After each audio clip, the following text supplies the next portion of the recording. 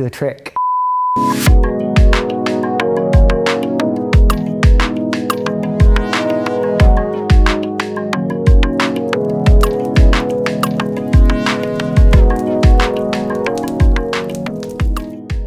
What's up guys, I'm Saavan Thethy. I'm a Punjabi Sikh magician from West London that does magic full-time as my job, and I'm known as Saavan Magician on TikTok, Instagram, YouTube and all my social platforms.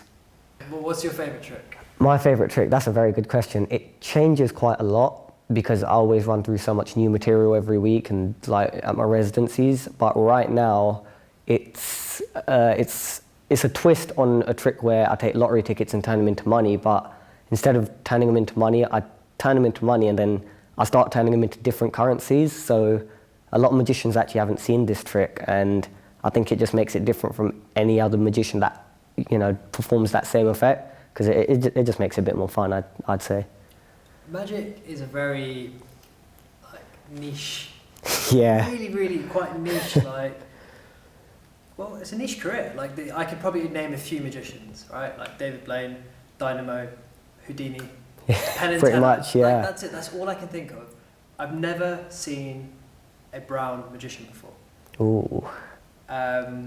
And whether that's just I'm not looking in the right places, or many people aren't kind of exploring particularly slightly different fields of careers. What inspired you to pursue magic as a career? So years ago when I think I must have been 10 years old at the time, I was at home, I was watching TV with my brother and my dad, and we saw Dynamo on TV. So he was probably younger than I am now. He must have been just hitting his 20s. And he made a card disappear on TV behind, it just disappeared out of his hand. My brother kept rewinding it, and he's like, look at this guy, he's insane. We kept watching it, we couldn't figure it out, and we were just like, that's insane, how is he doing that? And just by chance, 2 weeks later, my mum, her company were hosting an exhibition in Canary Wharf, and one of the exhibitors there had hired Dynamo on the stand. So he was with MoneyGram or Western Union, something like that. And I was like, Dad, that's Dynamo from TV. And he was like, what's he going to be doing here? So we went up to him, and I was like, oh, I saw you make a card disappear on TV, can you do that? And he'd done it, and I was just like, oh my gosh, that's insane. And my dad was like, oh, do you do bookings and stuff? And he was like, oh yeah, give me a sec. And he wrote down his website and MySpace. That's what was big at the time. So he wrote that down on a business card, and I think his office number, and he said, here's my business card. I was like, that is so cool. And I've still got that card at home, perfectly preserved in a plastic sleeve.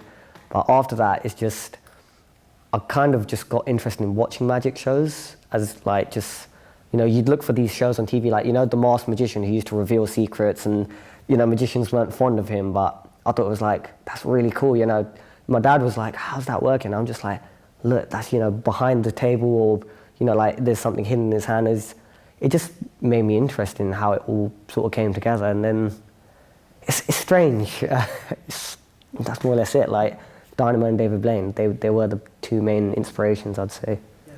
And when you were obviously watching these two people and then growing up and understanding more and more about magic, did it ever occur to you that there weren't many people that kind of were from different heritages? And did the choice to kind of pursue a career like this, were there any challenges? Yeah, I think, traditionally magic, not trying to be racist, but it's a thing done by old white men in bow ties and top hats, that's how it was. David Blaine was the first one to come out in a t-shirt and jeans, and he got a lot of stick for that. And then Dynamo obviously took after him, and he was the UK version of that. It was when I was, I think, 12 or 13. So I was just getting into I'd been given a magic set at Christmas, and my dad was doing events, and he came back from a party and he said, oh, guess who I met? And I thought he was going to say Dynamo or David Blaine, and he goes, I met a guy called Magic Singh. And I was like, oh, that's cool. And he was just like, yeah, here's his business card. He took a video of him, and I was like, oh snap, he's properly doing it. I thought it was just a joke. So I YouTubed him. I don't think Magic Singh I think he had one show reel on YouTube, and that was it. And I was like, damn, he's actually doing it proper cool style magic. So when I saw that, I was like, if he can do it, then there must be something that I can do. So obviously I was really young at this point, so I kept learning, I kept practicing. And then my dad got invited to the Magic Circle just by chance. Like, you know, well, I say it's just by chance, but I feel like it was all written. He got invited to set up some lights there because he owns an LED company. And then he said, can I bring my son? He's just getting into magic. And they said, oh, sorry, it's only over 18s event only. And then they called him back like 10 minutes later and they said, actually, you know what? Bring him down. I think it'd be great for some of the magicians to meet him. We went and literally I was just watching magicians doing their thing. So the guy who I met, his name was Richard McDougall. He showed me something with cards. And then they had a pickpocket on stage, and then, you know, the guy doing the cups and balls, and I was like, this is cool, I'm in the Magic Circle. And then one of the guys was like, do you do card tricks and stuff? I was just like, well, I'll try, you know, I had a trick pack of cards at the time. And he said, oh, give me a sec. And he gave me 2 packs of bicycle cards, which are like, you know, they're just standard cards that magicians use that are like very smooth and stuff. And I was like, oh, this is really cool. So after that, it's like the obsession grew even more. And then I think it was in year 9 that I started, no, year 8, year 9. So I was doing it like that summer. And then year 9, everyone was just like, do you actually do magic tricks? Like, apparently, I levitated in the playground according to someone, which I never did. But, you know, like high school kids just sort of talk a lot of crap like that. But I started doing tricks in classes and all that. And then it got to a point where in year 10, my sociology teacher, Miss Bush, she would take me out of my classes and get me to entertain her students, like in sixth form and stuff, in the other classes, and say, like, she would be like, oh, I need him regarding his work, but I was really just in other classes doing magic tricks. So it was just like, all my teachers were pushing me, even my head teacher, my form tutor, like all of the teachers, they just wanted to see more and more magic. And then at playgrounds, you know, like playtime and stuff, I'd just be performing in the playground and everyone was like, yeah, come watch him, he's sick. And then, yeah, it just grew really. So. And it's amazing that you have that level of support at a young age and people are like vouching for you and wanting to like see you do your work. Yeah. On the other side, within our community, yeah. how is that? Because you mentioned very much of your school and teachers supporting this. Yeah, like my school teachers, like obviously your friends enjoy it, but I think, so when I got given that magic set at that time, like every time there was a family event, I used to go with like 2 decks of cards in my pocket, and like one of them was a trick pack of cards and one of them was like a normal deck of cards. So I used to go around and just doing magic tricks to everyone. And I'm not going to say which relative, but you know, my mum's side of the family, they used to go around and say, look what our son's getting into, you know, he's gambling at such a young age. And obviously other relatives were like, oh, that's not good. And then they saw me doing the tricks, they were like, wait, what are you talking about? Like, he's performing, it's cool. And then, you know, it wasn't until a few years later where I started like getting a few followers on Instagram and stuff that the family didn't really say anything anymore. But at the start it's like, I don't know, it is the typical Brown thing of what's he doing? Like, it wasn't the conventional doctor, dentist, lawyer, all that kind of stuff. So yeah, it was really strange. And how does that impact you? Obviously, at a young age, you like in this journey, and you've been doing it for a young age. And obviously, when like members of our community, like Apne, are saying, "Oh, what's he doing? Why is he doing this? It's not proper. He shouldn't be doing this." How does that affect you? Like, it's strange. So obviously, when I was like, I sort of used to keep to myself, so it didn't really affect me as much. But if I heard someone saying, oh, this is bad, you shouldn't do it. Like, I think the dumbest thing I'd done once, I was at the Gurdwara and I had my cards on me, like I wasn't doing card tricks, but one of the guys that works there, he just walked past, he just gave me this really bad stare, and I was just like, is this really that bad, like in our you know, culture? And then my mum and dad said, look, just ignore them and just crack on with it. Like, you know, what's the worst they can say? You know, it's not like what they're saying is gonna stop you from doing you. And like, I'd done the conventional, obviously, study and go uni and stuff because my mum wanted me to get a degree. But I was just like, after that, my heart was always in magic, so I got the degree and just wanted to do that. But in terms of like that cultural thing, it was strange. I was just like, why isn't this like appreciated by people? And you obviously you get the drunk uncles and aunties at parties that give you a bit of grief. Like so we went to a wedding in Leeds, and I was 15, and obviously I didn't exactly have the most performing experience, but some uncle came up to me, and mid-trick he took the cards and he goes, this isn't allowed, and he just sprung them everywhere. And like, you know, these cards are landing in people's drinks and foods, and I was like, oh man, I couldn't even afford a deck of cards at the time.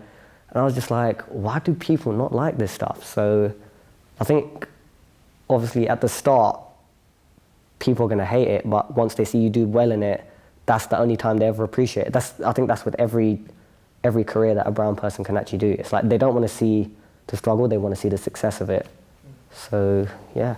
And do you think the stigma, I suppose, surrounding unconventional brown careers is going? Or do you still feel we're in a place where someone wants to do magic, so a kid wants to play football, it's still deemed as, no, it's...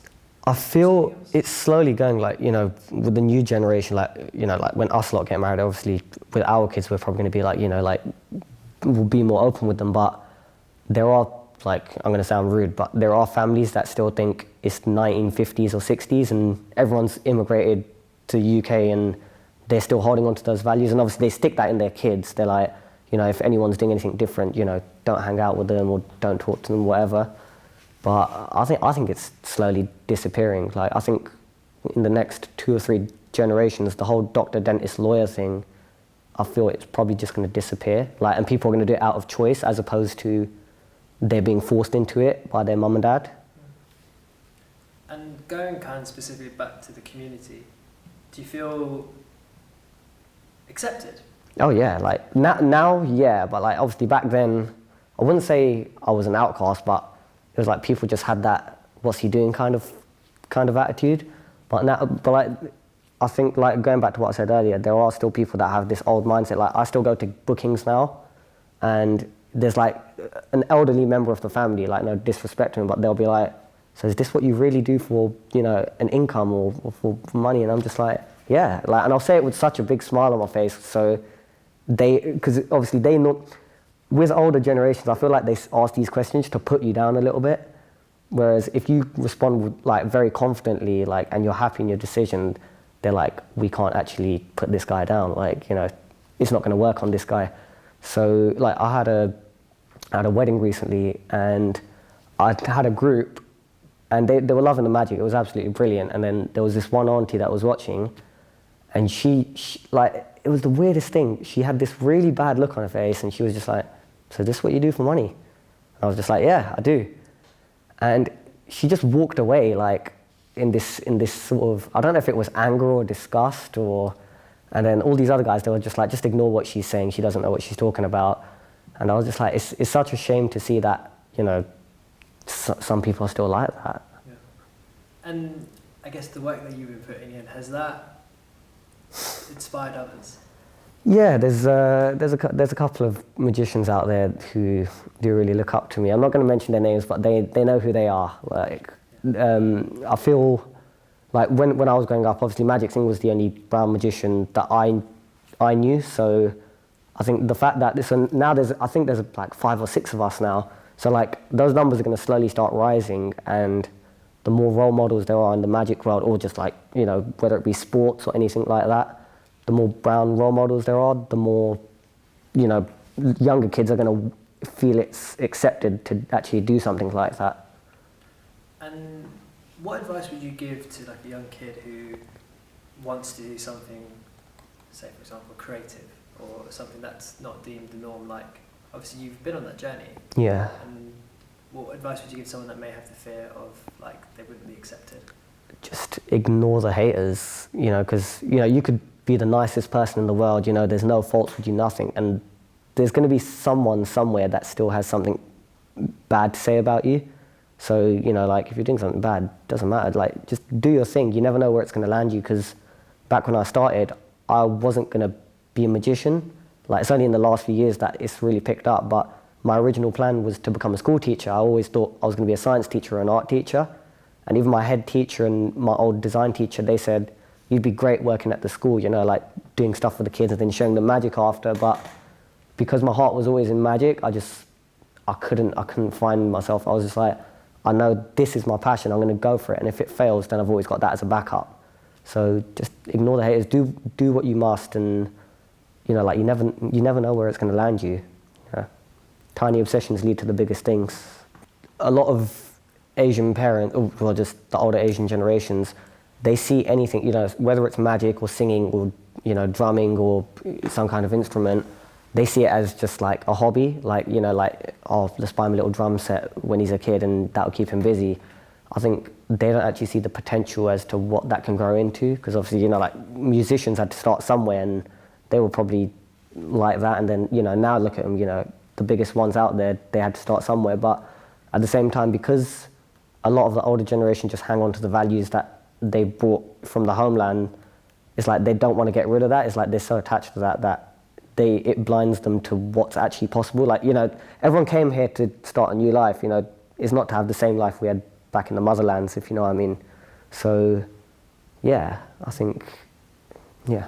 Yeah, and I guess I'm thinking, like, fast forward a few years' time, obviously in the next 5-10 years there's going to be people like yourself, or a heap of people that the younger generation, who are maybe 5-6 years old now, are looking up to people like yourselves and others. Oh, I hope so. Do you think, like, in the older people's generation, because they couldn't see in the public media Punjabi guy doing magic, or brown face on TV on EastEnders, for example, like, now things are changing, right? Yeah, Do you like, think now when we have children, I think it's going to be completely different. Like, you know, I think, you know, when we were growing up, it's only now that there's more, like, coloured people in movies and TV shows and stuff like that. But when our kids grow up, I feel like it's just going to be a normal thing. Like, you know, like, obviously we see movies where every actor or extra in it is just a white person, but now you get so much representation that it's like a lot of movies get backlash if they don't actually represent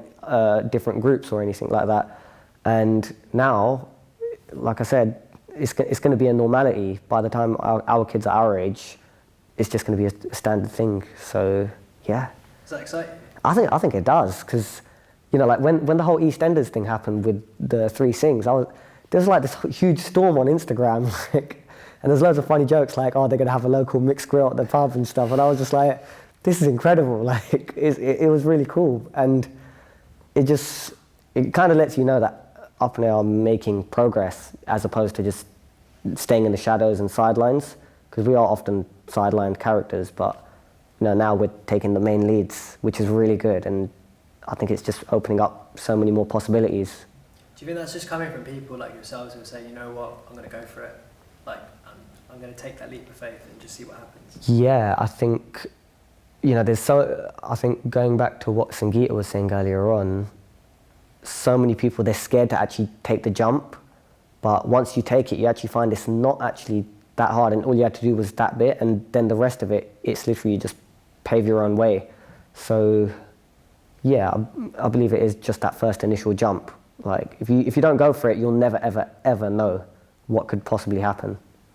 And if you were to have a conversation with, like, your younger self when you were opening that first Marvin's Magic box set, like, what would that conversation be like now? I'll just be like, kid, give it about 6-7 years, you're going to know Marvin personally, and you're going to be doing magic for him at his parties. So I think that would be enough inspiration to sort of keep him going, which is really cool. Plus Dynamo, you know. I feel like you're going to know Dynamo in a few years' time as well. Amazing. Yeah. Sweet. Right, we got to see a trick. Yeah. Magician. What are the 3 things that got you to be a magician? Like, what are 3 contributing factors? Oh, that's a really good question. 3 contributing factors towards my career. Firstly, the Marvin's Magic set that I got for Christmas. That is, like, probably the main bit. Seeing Dynamo on TV when he was, you know, just starting his career. And the third thing, I'd say my mum and dad and my teachers, just everyone who sort of helped me to push the magic. You know, like, my mum and dad would help saying to me, do it at relatives' parties, and then my teachers were inviting me to teachers' parties, and I was doing it there. So I think those were the 3 defining sort of things that helped me get that push I needed. Have you performed since at your school? Yeah, so I actually get invited back every single year. My head of year 10 and 11, Shirley Nichols, who is probably the best teacher ever, she invites me back every year to just have fun with the kids and, you know, talk to them about what it's like to follow your own passions. So, Yeah, I do that every year, and she got me in for April Fools, which was funny. So I taught her a couple of tricks, and she was pranking the audience, well, pranking the year 8s with them. So yeah, like I love going back to my old school, and when my old teachers see me, I'm just like, they will look at me with this smile, and I'm just like, wow, I actually done them proud, which is really cool.